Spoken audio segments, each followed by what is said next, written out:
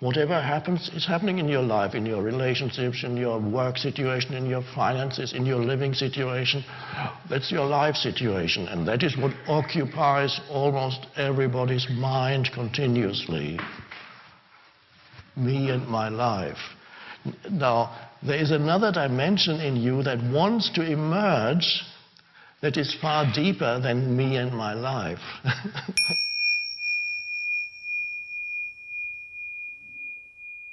Your mind has come with you here.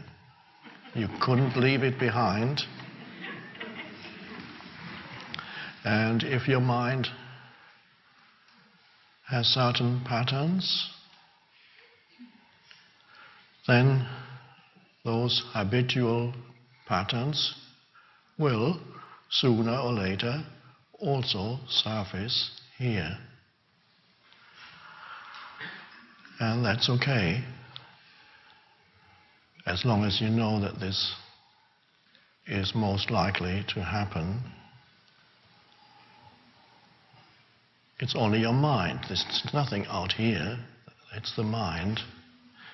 So a great opportunity here is to be aware of your thought processes as you interact with other people, as you sit here, as you are in the dining hall, as you go for a walk in nature.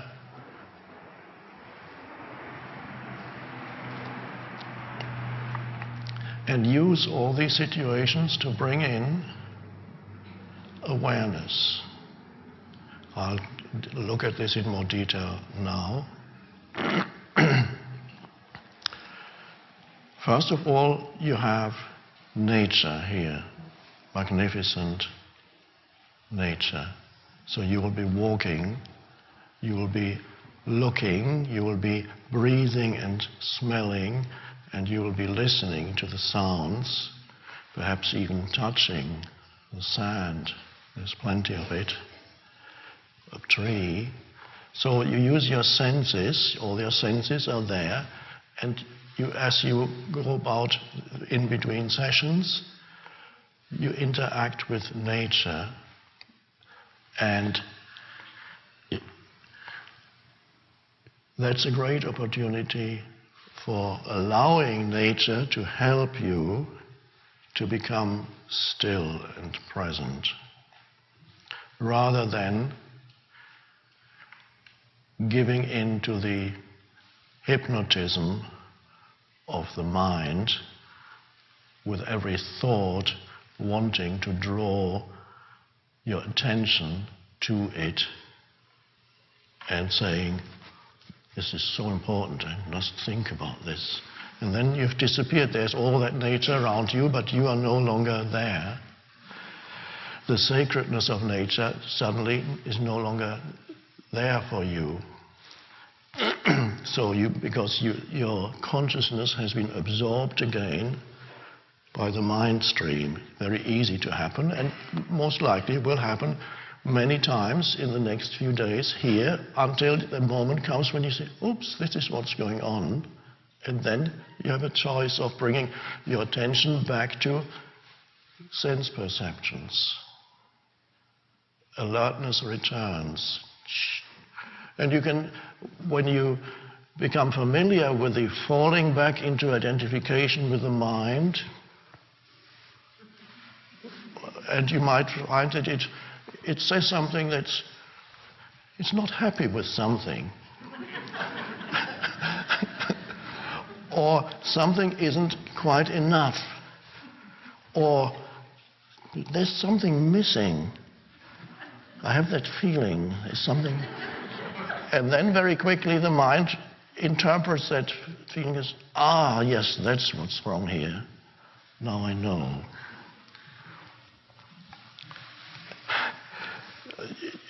If you are familiar with the human mind, you may be, then you'll know one of the underlying patterns is that it continuously seems to say, there's something not right, something is missing, it is not complete, I am not complete.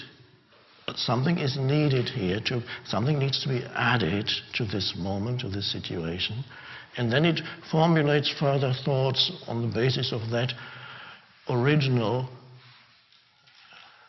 erroneous assumption.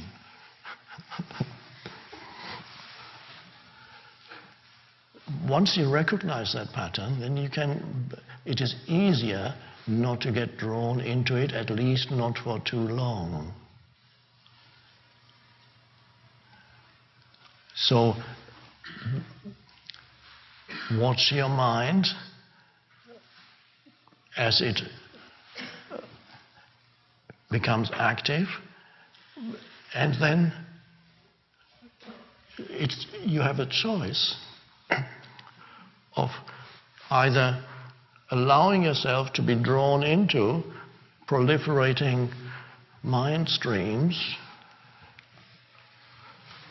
You might even want to get away from here. It's quite a common phenomenon on retreats. A certain percentage of people after the second day or even the first day says, "Get me out of here."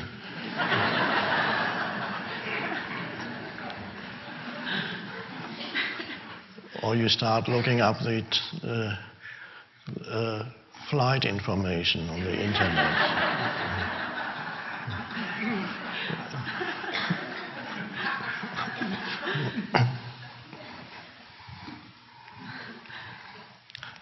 Or you call a friend. "Well, there's something not right here. I'll tell you about it."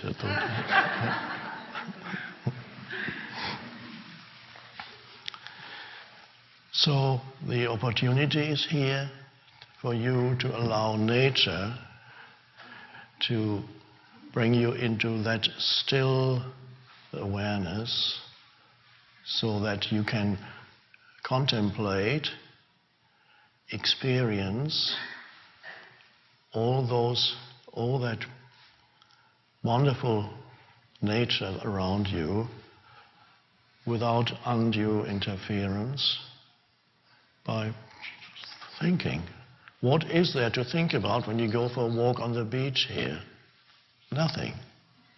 You can only fully experience it when you become still, and then you perceive through the stillness rather than through conceptualized thought, which interprets everything you see. Oh, this is that, and that's that, and that's that.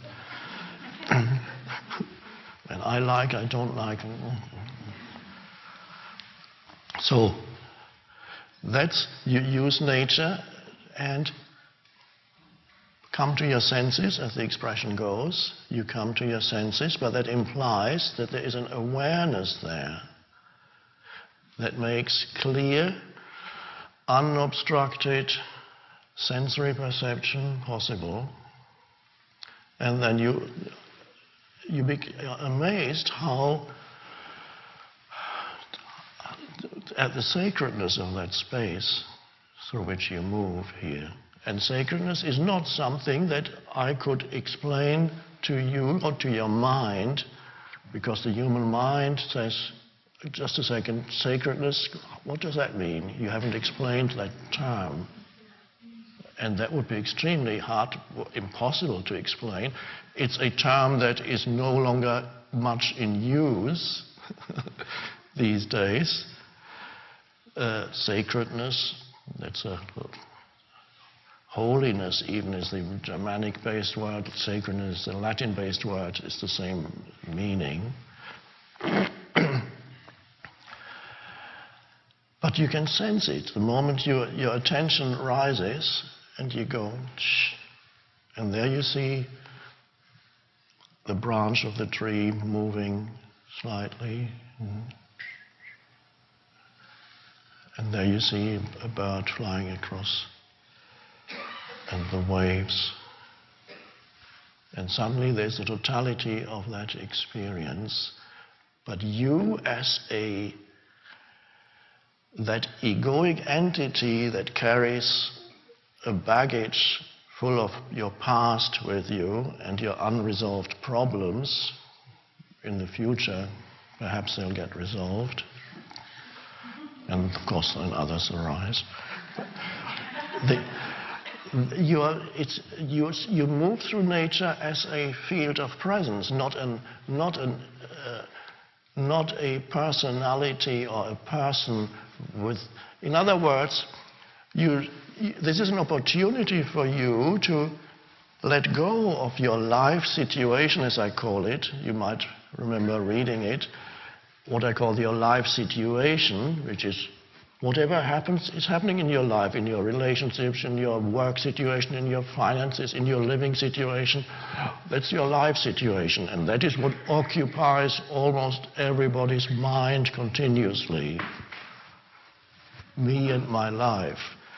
Now, there is another dimension in you that wants to emerge that is far deeper than me and my life.